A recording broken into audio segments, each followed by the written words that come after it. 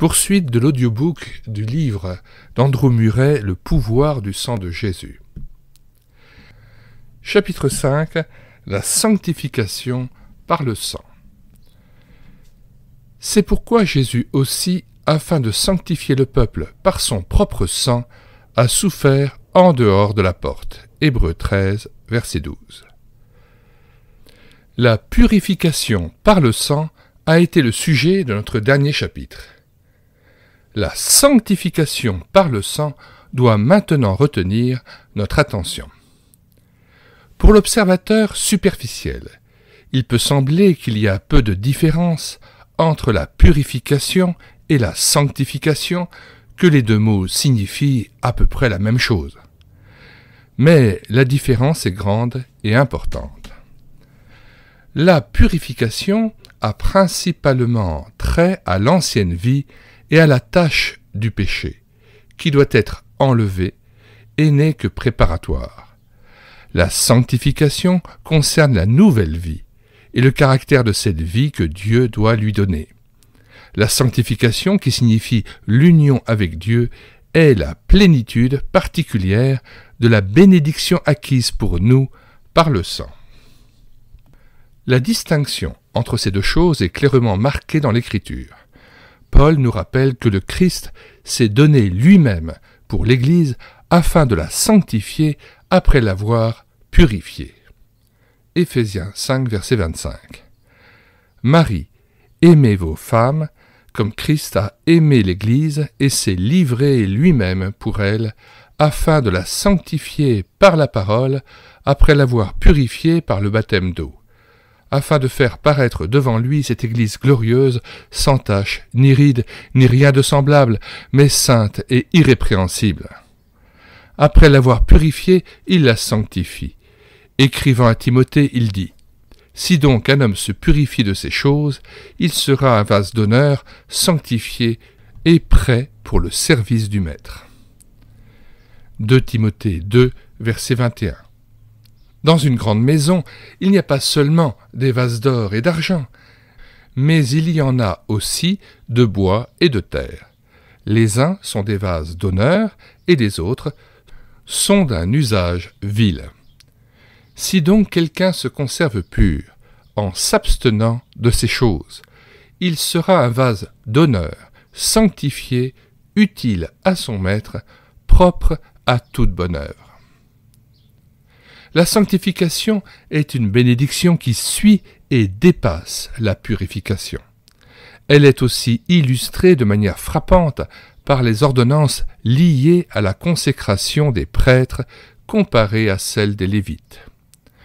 Dans le cas de ces derniers, qui occupaient une position inférieure à celle des prêtres dans le service du sanctuaire, il n'est pas question de sanctification, mais le mot purification est employé 5 fois, nombre 8.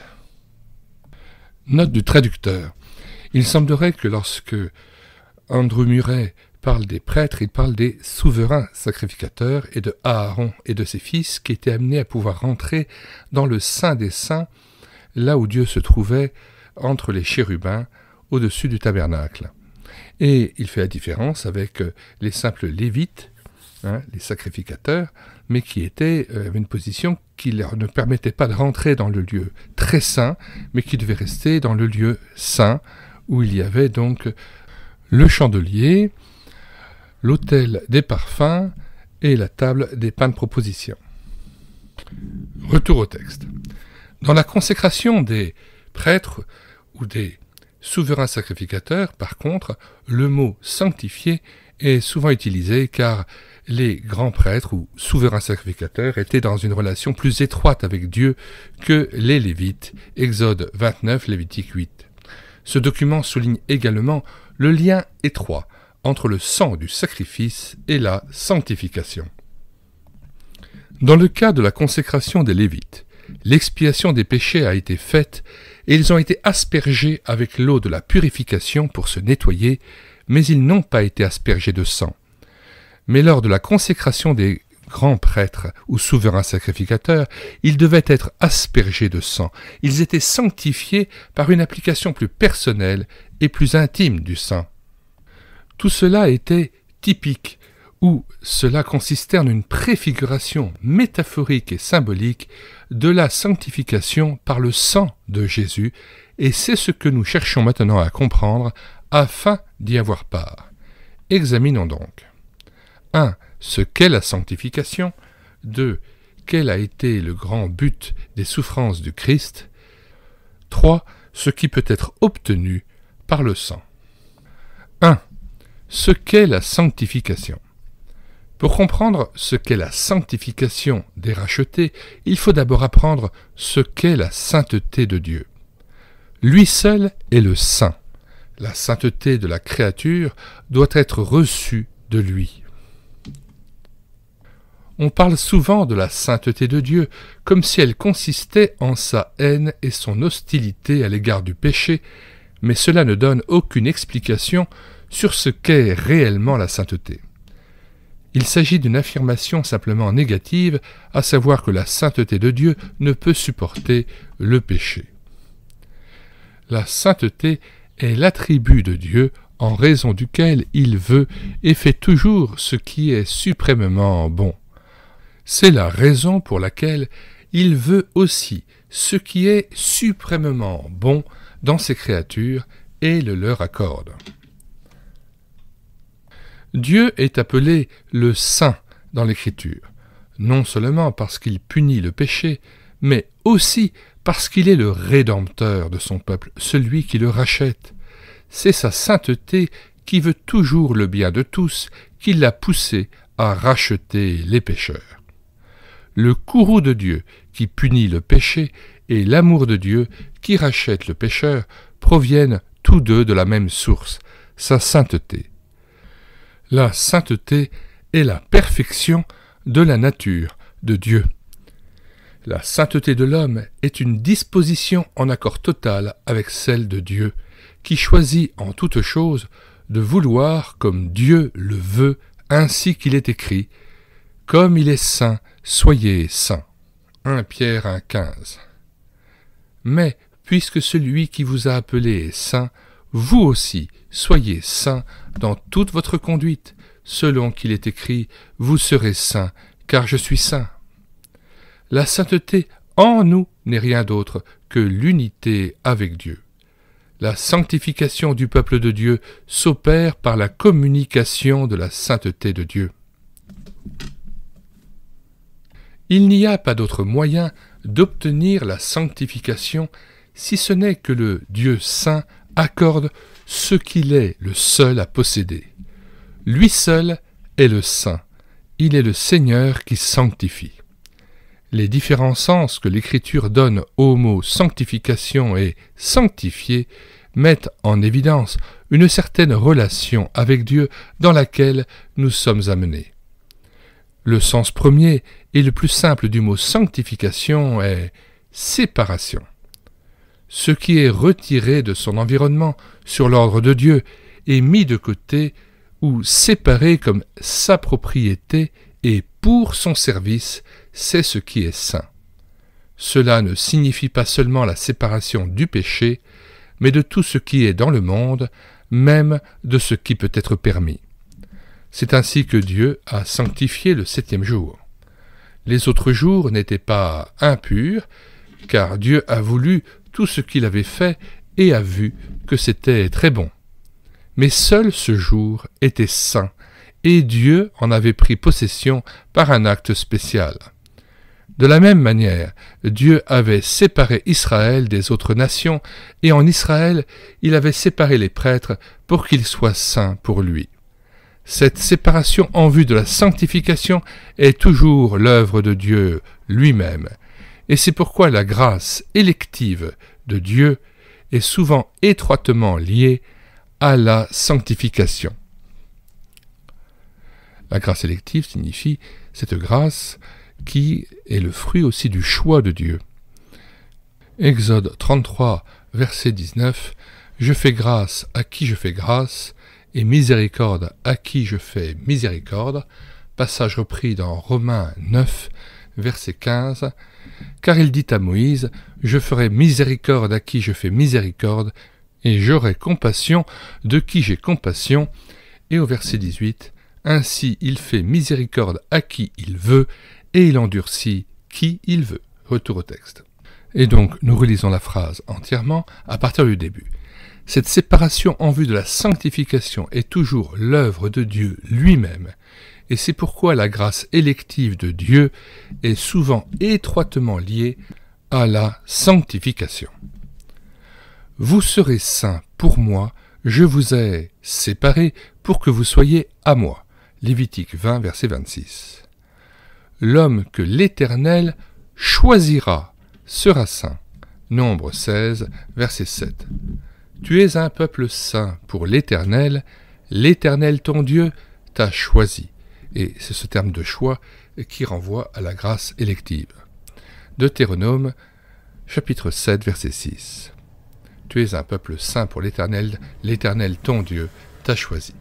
Dieu ne peut pas être partagé avec d'autres seigneurs. Il doit être le seul possesseur et le seul maître de ceux à qui il révèle et transmet sa sainteté.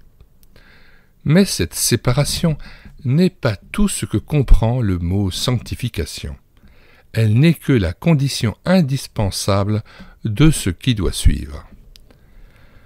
Une fois séparé, l'homme ne diffère en rien devant Dieu d'un objet sans vie qui a été sanctifié au service de Dieu.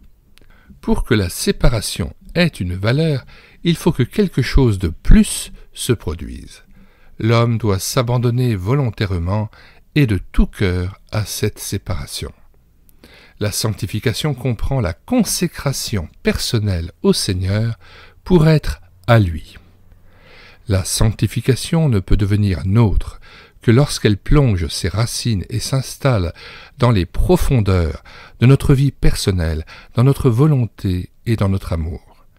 Dieu ne sanctifie aucun homme contre sa volonté, c'est pourquoi l'abandon personnel et sincère à Dieu est une partie indispensable de la sanctification.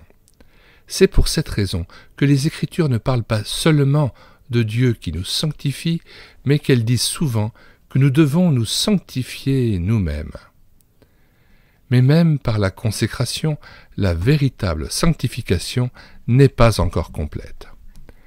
La séparation et la consécration ne sont que la préparation de l'œuvre glorieuse que Dieu accomplira en transmettant sa propre sainteté à l'âme. Le partage de la nature divine ou le fait de rendre participant à sa nature divine est la bénédiction qui est promise aux croyants lors de la sanctification. Afin que nous participions à sa sainteté.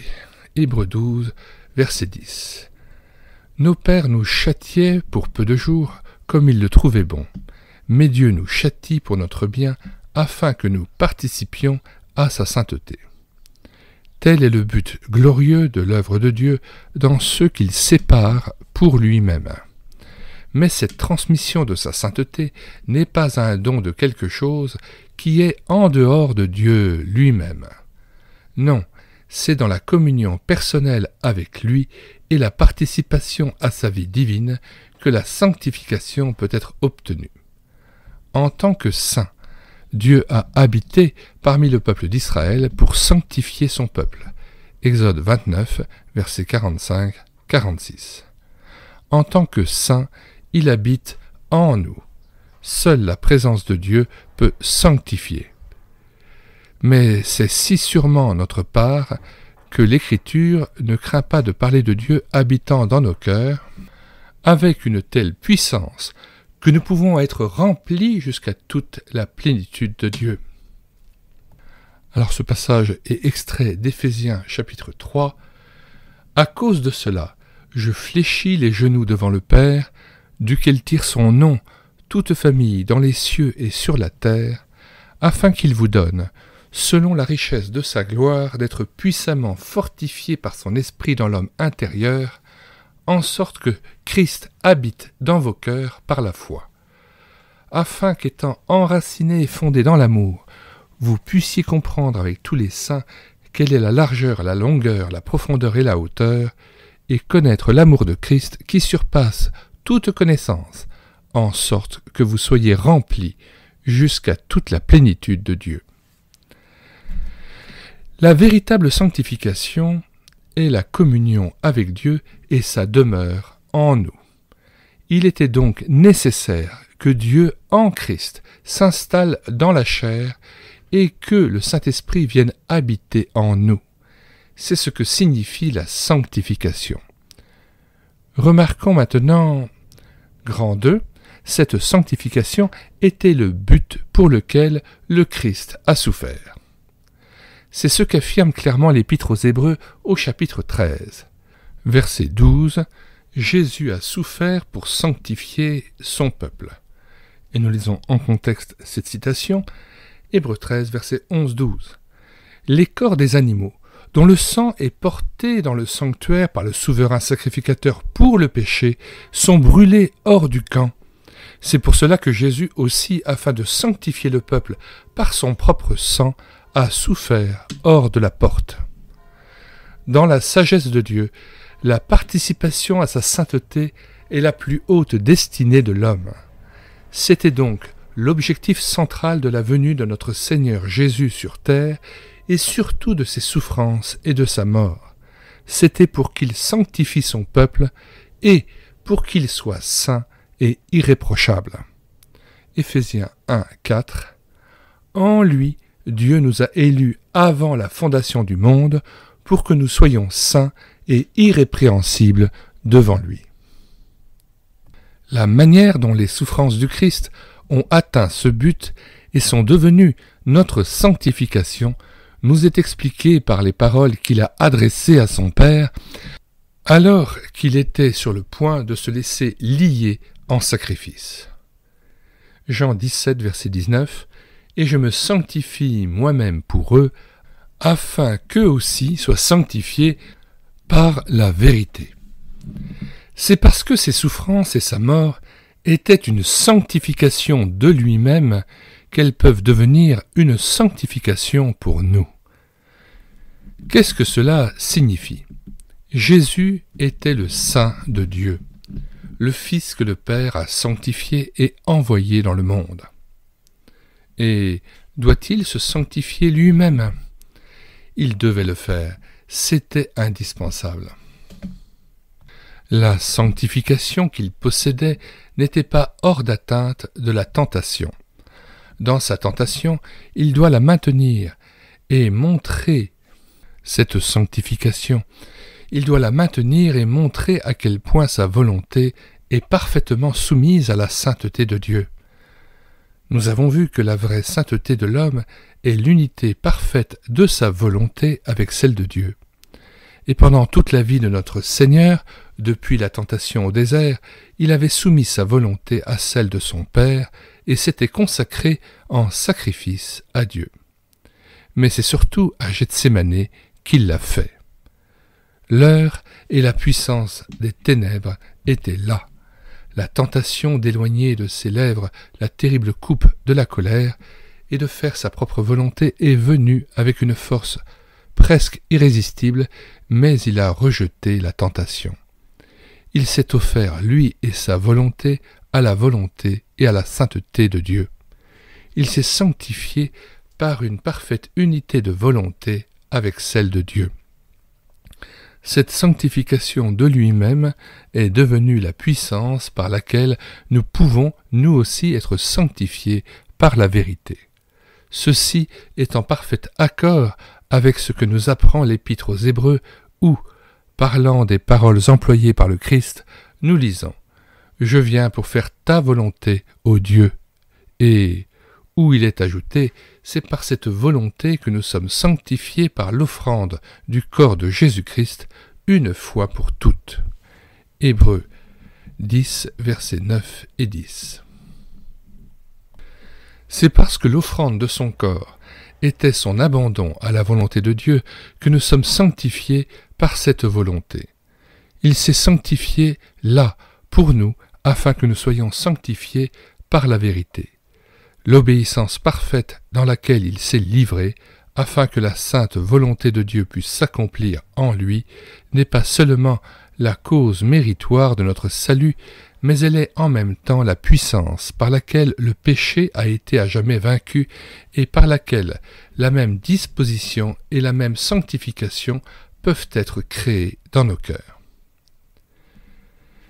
Ailleurs, dans l'Épître aux Hébreux, la véritable relation de notre Seigneur avec les siens est encore plus clairement caractérisée comme ayant la sanctification pour fin principale, après avoir parlé du fait qu'il était nécessaire que notre Seigneur dût souffrir comme il l'a fait, nous lisons. Car celui qui sanctifie et ceux qui sont sanctifiés sont tous issus d'un seul. Hébreux 2:11. L'unité entre le Seigneur Jésus et son peuple consiste dans le fait qu'ils reçoivent tous deux leur vie d'un seul Père et qu'ils ont tous deux part à une seule et même sanctification. Jésus est le sanctificateur, ils deviennent les sanctifiés. La sanctification est le lien qui les unit. C'est pourquoi Jésus aussi a souffert pour sanctifier son peuple par son propre sang. Hébreux 13, versets 11 et 12. Les corps des animaux, dont le sang est porté dans le sanctuaire par le souverain sacrificateur pour le péché, sont brûlés hors du camp. Verset 12. C'est pour cela que Jésus aussi, afin de sanctifier le peuple par son propre sang, a souffert hors de la porte. Si nous voulons vraiment comprendre et expérimenter ce que signifie la sanctification par le sang, il est de la plus haute importance que nous comprenions d'abord que la sanctification est la caractéristique et le but de toutes les souffrances de notre Seigneur, dont le sang a été le fruit et le moyen de bénédiction. La sanctification qu'il s'est donnée à lui-même présente les caractéristiques de ses souffrances, et c'est là que réside sa valeur et sa puissance. Notre sanctification est le but de ses souffrances, et ce n'est que pour atteindre ce but qu'elles produisent la bénédiction parfaite. Dans la mesure où cela est clair pour nous, nous avancerons dans la véritable signification et la bénédiction de ces souffrances. C'est en tant que saint, l'unique saint, que Dieu a prévu la rédemption, le rachat. Sa volonté était de glorifier la sainteté par la victoire sur le péché en sanctifiant l'homme à son image. C'est dans le même but que notre Seigneur Jésus a enduré et accompli ses souffrances. Nous devons être consacrés à Dieu. Et si le Saint-Esprit, le Dieu saint en tant qu'Esprit, vient en nous pour révéler en nous la rédemption qui est en Jésus, cela continue d'être avec lui également le but principal. En tant qu'Esprit Saint, il est l'Esprit de sainteté. La réconciliation, le pardon et la purification des péchés ont tous une valeur inestimable. Cependant, ils sont tous orientés vers la sanctification. La volonté de Dieu est que chacun de ceux qui ont été marqués par le précieux sang sache qu'il s'agit d'une marque divine caractérisant son entière séparation d'avec Dieu. Que ce sang l'appelle à une consécration sans partage, à une vie entièrement pour Dieu, et que ce sang est la promesse et la puissance d'une participation à la sainteté de Dieu, par laquelle Dieu lui-même fera sa demeure en lui et sera son Dieu. Oh, si vous pouviez comprendre et croire que Jésus aussi a souffert afin de sanctifier son peuple par son propre sang. Hébreux 13, verset 12. 3. Comment obtenir la sanctification par le sang? La réponse à cette question, en général, est que tout homme qui participe à la vertu du sang participe aussi à la sanctification et est, aux yeux de Dieu, une personne sanctifiée. Dans la mesure où il vit en contact étroit et permanent avec le sang, il continue d'expérimenter de plus en plus la sanctification. Avec le sang, il fait de plus en plus l'expérience de ses effets sanctifiants, même s'il ne comprend pas encore très bien comment ces effets sont produits. Que personne ne pense qu'il doit d'abord comprendre comment saisir ou expliquer tout avant de pouvoir par la foi prier pour que le sang manifeste en lui sa puissance sanctifiante.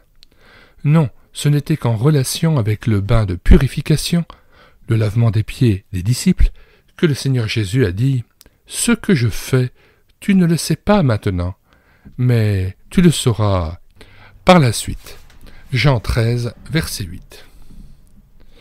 C'est le Seigneur Jésus lui-même qui sanctifie son peuple par son propre sang. Celui qui s'abandonne de tout cœur à l'adoration pleine de foi de l'agneau, qui nous a achetés par son sang, et qui entretient des relations avec lui, fera l'expérience, grâce à ce sang, d'une sanctification qui dépasse son imagination. Le Seigneur Jésus le fera pour lui. Mais le croyant doit aussi grandir en connaissance. Ce n'est qu'ainsi qu'il peut entrer dans la pleine bénédiction qui est préparée pour lui. Nous avons non seulement le droit, mais aussi le devoir de nous demander sérieusement l'effet de la bénédiction du sang et de notre sanctification, et de quelle manière le Seigneur Jésus accomplira en nous, par son sang, les choses que nous avons déterminées comme étant les principales qualités de la sanctification. Nous avons vu que le commencement de toute sanctification est notre séparation, notre mise à part pour Dieu, afin de devenir son entière possession pour être à sa disposition. Et n'est-ce pas justement ce que le sang proclame? Que le pouvoir du péché est brisé, que nous sommes libérés de ses liens, que nous ne sommes plus ses esclaves, mais que nous appartenons à celui qui a acheté notre liberté avec son sang. 1 Corinthiens 6, verset 19. Ne savez-vous pas que votre corps est le temple du Saint-Esprit qui est en vous, que vous avez reçu de Dieu, et que vous ne vous appartenez point à vous-même? Car vous avez été rachetés à un grand prix. Glorifiez donc Dieu dans votre corps et dans votre esprit qui appartiennent à Dieu. C'est à travers une telle expression que le sang nous dit que nous sommes la propriété de Dieu. Parce qu'il désire nous avoir entièrement pour lui, il nous a choisis et achetés, et nous a donné la marque distinctive du sang, comme ceux qui sont séparés de tout ce qui les entoure pour ne vivre qu'à son service. Cette idée de séparation est clairement exprimée dans les mots que nous répétons si souvent, Hébreux 13, verset 12. C'est pour cela que Jésus aussi, afin de sanctifier le peuple par son propre sang, a souffert hors de la porte. Sortons donc pour aller à lui hors du camp, en portant son opprobre. Car nous n'avons point ici-bas de cité permanente, mais nous cherchons celle qui est à venir. Sortir de tout ce qui est de ce monde, c'était la caractéristique de celui qui était saint, sans tache, séparé des pécheurs, et cela doit être la caractéristique de tous ses disciples. Croyant, le Seigneur Jésus t'a sanctifié par son propre sang, et il désire te faire expérimenter, par ce sang, la pleine puissance de cette sanctification. Efforcez-vous de vous faire une idée claire de ce qui s'est passé en vous par l'aspersion de ce sang. Le Dieu saint désire vous avoir entièrement pour lui. Personne, rien ne peut plus avoir le moindre droit sur vous, et vous n'avez aucun droit sur vous-même. Dieu vous a séparés pour lui-même, et pour que vous puissiez le réaliser, il a apposé sa marque sur vous. Cette marque est la chose la plus merveilleuse que l'on puisse trouver sur terre ou au ciel, le sang de Jésus, le sang dans lequel se trouve la vie du Fils éternel de Dieu, le sang qui, sur le trône de la grâce, est toujours devant la face de Dieu, le sang qui vous assure une rédemption complète du pouvoir du péché. Ce sang est répandu pour vous comme un signe que vous appartenez à Dieu. Croyant, je t'en prie, que toute pensée concernant le sang éveille en toi la glorieuse confession. Par son propre sang, le Seigneur Jésus m'a sanctifié, il a pris entièrement possession de moi pour Dieu, et j'appartiens entièrement à Dieu. Nous avons vu que la sanctification est plus qu'une séparation, ce n'est qu'un début. Nous avons également vu que la consécration personnelle et l'abandon sincère et volontaire à vivre uniquement pour et dans la sainte volonté de Dieu font partie de la sanctification. De quelle manière le sang du Christ peut-il réaliser cet abandon en nous et nous sanctifier dans cet abandon? La réponse n'est pas difficile. Il ne suffit pas de croire au pouvoir du sang de nous racheter et de nous libérer du péché, mais nous devons avant tout remarquer la source de ce pouvoir. Nous savons qu'il a ce pouvoir grâce à la volonté avec laquelle le Seigneur Jésus s'est livré lui-même. En versant son sang, il s'est sanctifié, il s'est offert entièrement à Dieu et à sa sainteté. C'est pour cette raison que le sang est si saint et possède un tel pouvoir de sanctification. Dans le sang, nous avons une représentation impressionnante de l'abandon total du Christ. Le sang parle toujours de la consécration de Jésus au Père qui ouvre la voie et fournit la puissance nécessaire à la victoire sur le péché. Plus nous serons en contact avec le sang et plus nous vivrons sous l'impression profonde d'avoir été aspergés par le sang, plus nous entendrons la voix du sang déclarer que l'abandon total à Dieu est la voie de la pleine rédemption du péché. La voix du sang ne parlera pas simplement pour nous enseigner ou pour éveiller nos pensées. Le sang parle avec une puissance divine et vivifiante. Ce qu'il ordonne, il l'accorde. Il opère en nous la même disposition que celle qui était dans le Seigneur Jésus. Par son propre sang, Jésus nous sanctifie, afin que nous puissions nous abandonner de tout notre cœur à la sainte volonté de Dieu. Mais la consécration elle-même, même si elle accompagne et suit la séparation ou mise à part pour Dieu, n'est encore qu'une préparation. La sanctification totale a lieu lorsque Dieu prend possession du temple qui lui est consacré et le remplit de sa gloire. C'est là que je rencontrerai les enfants d'Israël et ils seront sanctifiés par ma gloire. Exode 29, verset 43. La sanctification réelle et complète consiste en l'importation par Dieu de sa propre sainteté, de sa propre personne. Ici aussi, le sang parle. Il nous dit que le ciel est ouvert, que les puissances de la vie céleste sont descendues sur la terre, que tout obstacle a été enlevé, que Dieu peut faire sa demeure avec l'homme.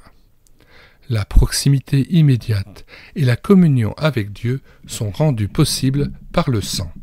Le croyant qui s'abandonne sans réserve au sang obtient la pleine assurance que Dieu se donnera entièrement et révélera sa sainteté en lui. Combien glorieux sont les résultats d'une telle sanctification! Par l'intermédiaire du Saint-Esprit, l'âme fait l'expérience vivante de la proximité permanente de Dieu, accompagnée par l'éveil de la vigilance la plus aiguë, la plus vive contre le péché, gardée par la prudence et la crainte de Dieu. Mais vivre dans la vigilance contre le péché ne satisfait pas l'âme. Le temple ne doit pas seulement être purifié, mais il doit être rempli de la gloire de Dieu. Toutes les vertus de la sainteté divine, telles qu'elles se sont manifestées dans le Seigneur Jésus, doivent être recherchées et trouvées dans la communion avec Dieu. La sanctification signifie l'union avec Dieu, la participation à sa volonté, le partage de sa vie, la conformité à son image.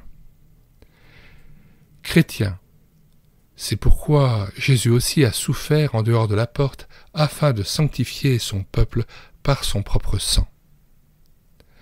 Allons à lui en dehors du camp. Oui, c'est lui qui sanctifie son peuple. Sortons donc pour aller à lui. Faisons-lui confiance pour nous faire connaître la puissance du sang, soumettons-nous entièrement à son efficacité bénie. Ce sang par lequel il s'est sanctifié est entré dans le ciel pour nous l'ouvrir. Il peut faire de nos cœurs un trône de Dieu, afin que la grâce et la gloire de Dieu puissent habiter en nous. Oui, allons vers lui hors du camp. Celui qui est prêt à tout perdre et à tout abandonner pour que Jésus puisse le sanctifier ne manquera pas d'obtenir la bénédiction. Celui qui est prêt à tout prix à expérimenter la pleine puissance du précieux sang peut compter avec confiance sur le fait qu'il sera sanctifié par Jésus lui-même par l'intermédiaire de ce sang. Que le Dieu de paix vous sanctifie tout entier. Amen.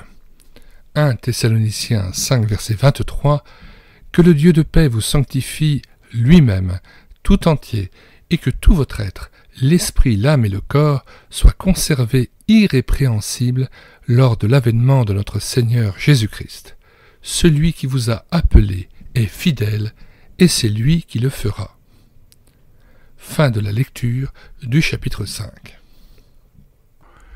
Nous mettons dans les commentaires de cette vidéo le lien de téléchargement gratuit de cet ouvrage, téléchargeable en anglais comme en français.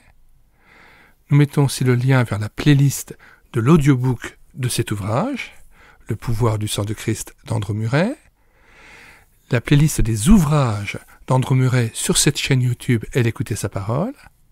Nous vous recommandons d'acheter l'ouvrage d'Andrew Murray intitulé Le voile déchiré, qui est tout à fait en rapport avec l'ouvrage sur le pouvoir du sang de Christ, qu'il a lui-même écrit, et Le voile déchiré est le meilleur commentaire qui ait jamais été réalisé sur l'Épître aux Hébreux, et c'est sur notamment le rôle essentiel du sacrifice de Christ, ainsi que la valeur du sang précieux de Jésus-Christ qui a coulé pour nous. Nous avons mis par exemple un lien pour acheter cet ouvrage d'Andrew Murray vers le site de la Maison de la Bible. Nous vous recommandons aussi toute une série d'ouvrages d'Andrew Murray que vous pouvez télécharger gratuitement sur notre site médiathèquechrétienne.fr, comme Christ, du bonheur de réaliser une vie conforme à celle du Fils de Dieu, Jésus guérit les malades, la vie intérieure, le sang de la croix d'Andrew Murray, que je mets aussi en anglais comme en français. En anglais, le titre est The Blood of the Cross. Autre ouvrage encore, L'humilité et la beauté de la sainteté. Découvrez différentes playlists de présentation d'ouvrages. Gloire du Père, du Fils et du Saint-Esprit. Autre playlist, Victoire en Christ, sang de l'agneau, amour de Dieu. Autre livre sur le sang de Christ, uniquement par le sang, Wim Malgo. La victoire par le sang de l'agneau de Watchman Nee, ainsi que le lien vers l'audiobook de l'ouvrage que nous avons assuré sur cette chaîne YouTube Elle écoutait sa parole. Le sang précieux de Christ, 1 Pierre 1,19, André d'Anjan. Quelques playlists encore recommandées. Croix de Christ, grâce de Dieu, œuvre expiatoire. Consolation, espérance, joie dans le Seigneur. Croire en Jésus, avoir la foi en Christ, apologétique chrétienne. Croissance spirituelle, évangélisation, réveil spirituel, plus de 50 ouvrages présentés. Face à l'épreuve, la maladie, le handicap et la mort. Joie, paix, espérance et consolation.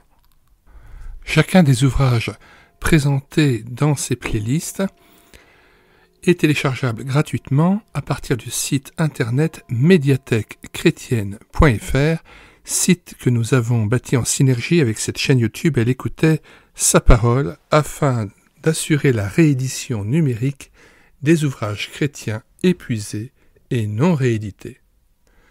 Nous avons numérisé pour vous plus de 1200 ouvrages. Vous n'avez pas besoin de vous inscrire sur le site. Dès que vous arrivez sur le site médiathèquechrétienne.fr, vous cliquez sur « Livres à télécharger » et là, vous procédez par une recherche alphabétique d'auteur. Une fois que vous avez choisi l'auteur, AM pour Murray, eh bien, vous choisissez l'ouvrage que vous voulez parmi ceux qu'il a pu écrire. Vous cliquez sur le bouton « Lire, écouter, télécharger » et tout à fait en bas, vous choisissez de le télécharger en Word ou en PDF. Il n'est pas besoin de s'inscrire, l'accès est libre et le téléchargement est immédiat. Sinon, vous pouvez aussi télécharger l'ouvrage à partir du lien que je mets à chaque fois dans les commentaires de la vidéo de présentation d'ouvrage.